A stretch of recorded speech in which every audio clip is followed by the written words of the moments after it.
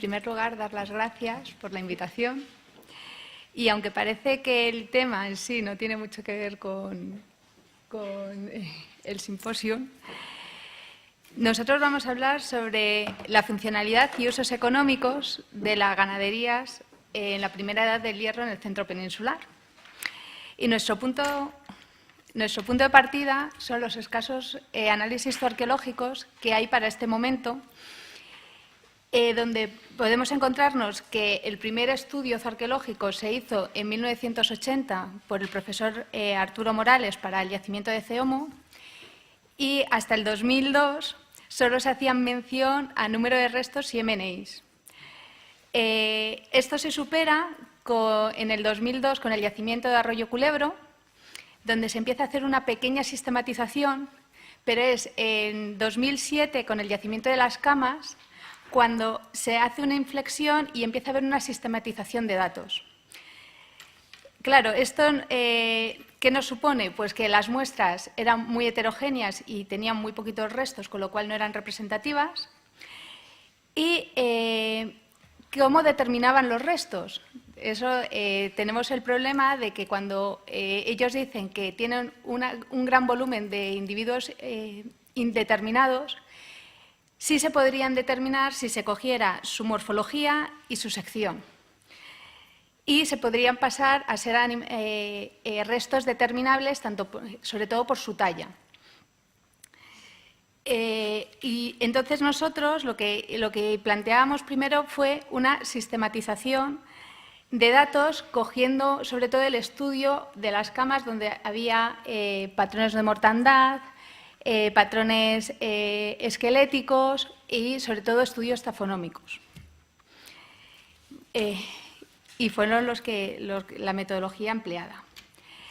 Aquí se va a presentar, sobre todo, el estudio de 5 yacimientos que se encuentran todos situados en la zona media del Tajo, cogiendo la parte suroeste de Guadalajara, el centro de la Comunidad de Madrid y el norte de Toledo.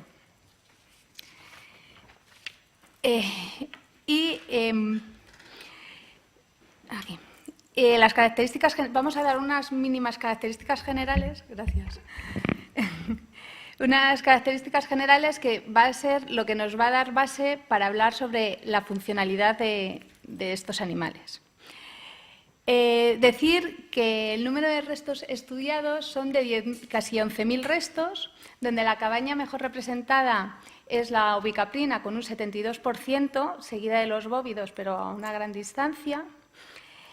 Que sobre todo este hecho se aprecia claramente en Cerro Cuquillo y en la Guirnalda, no así, por ejemplo, en Cerro Cuquillo y en la Guirnalda. Con relación al ámbito donde se encuentran, podemos distinguir que en la Guirnalda y en la Cuesta son zonas de almacenamiento de desperdicios, silos y basureros, y en Cerro Cuquillo no se han encontrado estos basureros, con lo cual todo se encuentra en ámbitos domésticos e industriales. Y con relación al mínimo número de individuos, es exactamente igual. Predominan sobre todo los ovicápridos y se localizan en los mismos lugares. Estos son los gráficos que se pueden observar y cómo se diferencian todos los taxones. Con relación a los patrones de mortandad, podemos decir que destacan sobre todo los individuos adultos y seniles. ¿Esto qué nos quiere decir? Bueno, con relación a los seniles encontramos que van desde el 25 al 40%, con lo cual es muy alto. Esto nos lleva a pensar en que se les lleva a los individuos a su máximo rendimiento antes de ser aprovechados cárnicamente. Pueden ser por fuerza de trabajo para bóvidos o, en el caso de los ovicápridos, sobre todo para leche y lana, fundamentalmente. Y los individuos infantiles y juveniles son realmente escasos. El único salvedad serían los 6 individuos de ovicápridos que se encuentran en Cerro Cuquillo. Y, bueno, pues como hemos comentado, ¿para qué servían?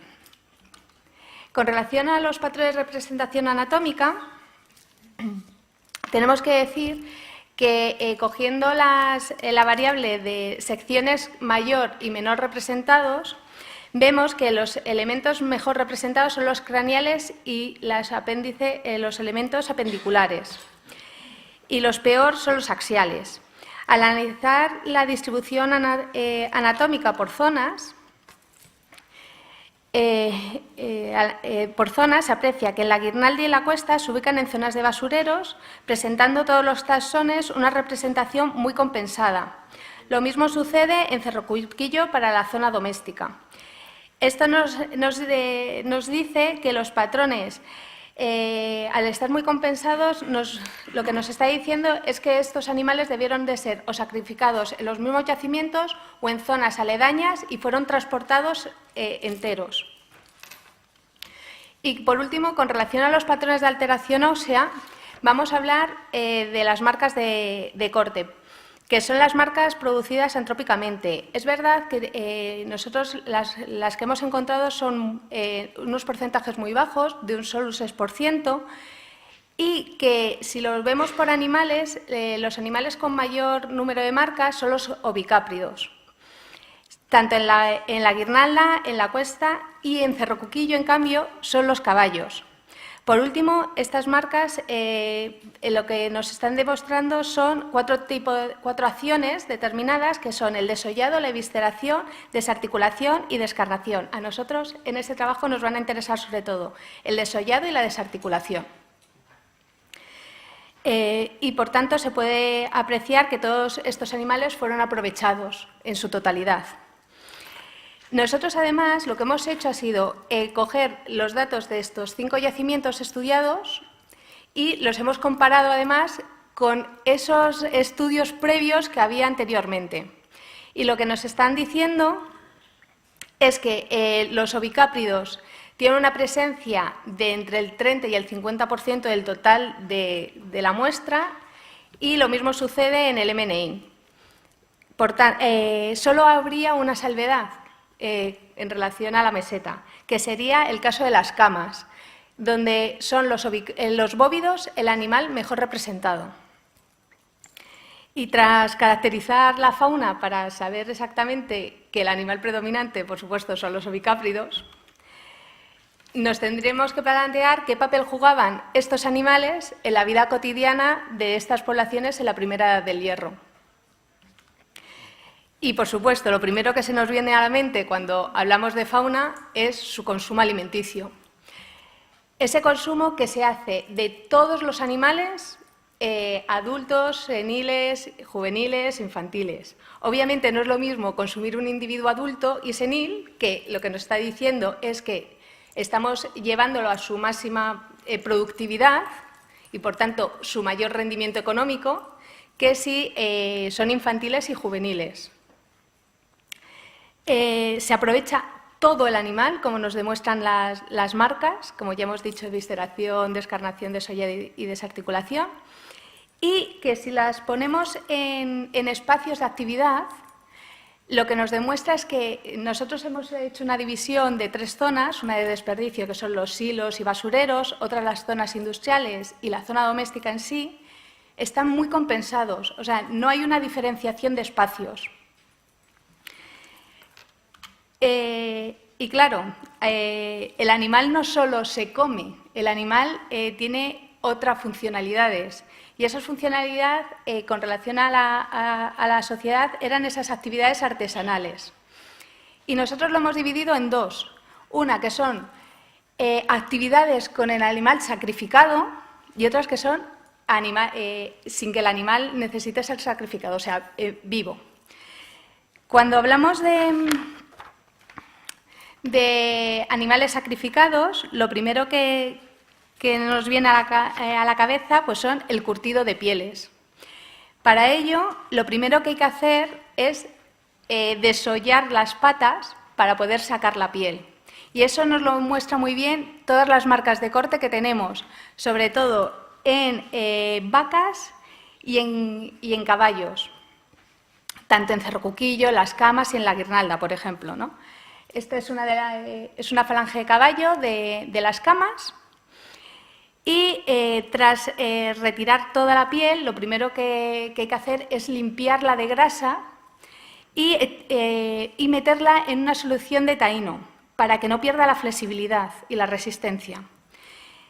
Tras su curtido, en esa disolución de tahino se pasaría a la curación, posiblemente con orina, para no perder esa flexibilidad, y a partir de ahí se podría realizar cualquier tipo de vestimenta, calzado, etc.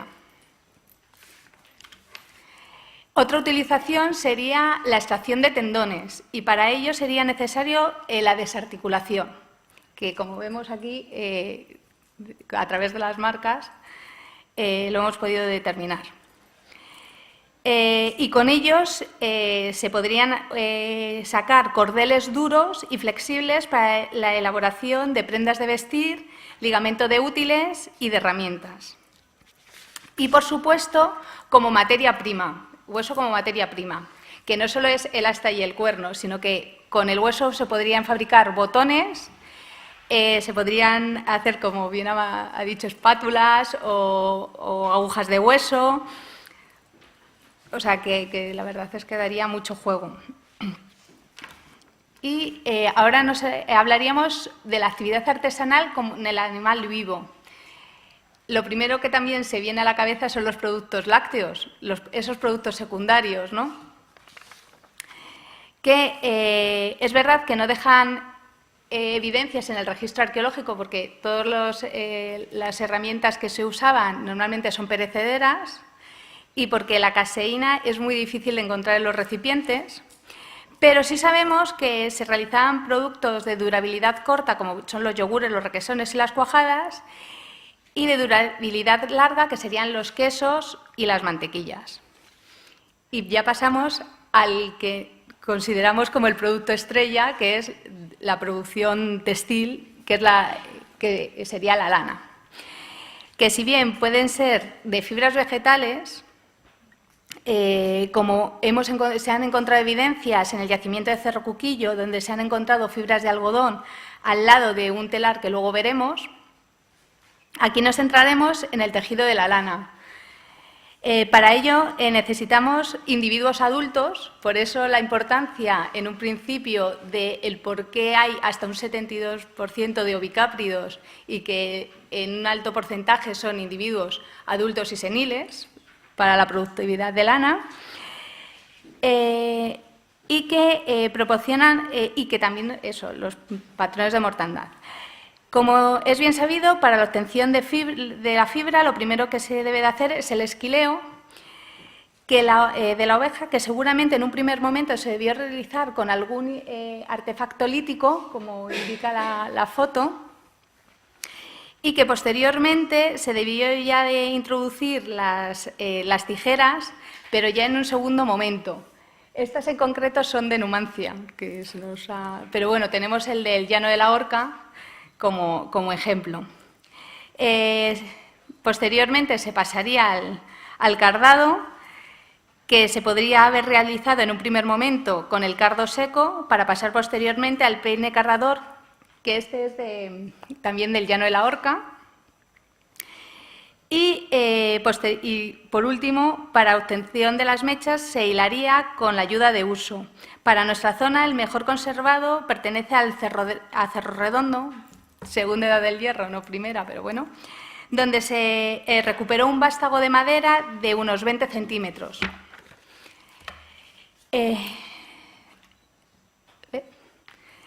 Ahora.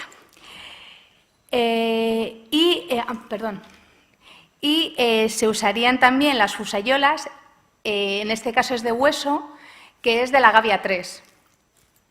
Posteriormente, después de la obtención de madejas, se pasaría a lo que es el procesado en sí de la pieza.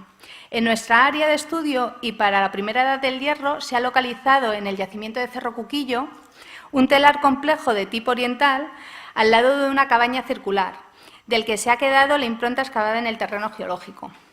Estos telares servían para tejer telas de grandes dimensiones y, trabajando en ello, en el caso del que se presenta, estaban sentados en un hoyo excavado. Y, para finalizar, daremos unas valoraciones finales. Lo primero que se hizo fue una sistematización de datos para poder alcanzar algún tipo de dato concreto, donde lo primero que hemos llegado es que la cabaña ganadera más abundante en toda la primera edad del Hierro es la ovina, seguida de los bóvidos, suidos y équidos, estos dos últimos indistintamente el orden. Se ha contextualizado la fauna con las zonas donde podrían aparecer. Por tanto, se localizan de manera equitativa en zonas domésticas, en zonas industriales y basureros.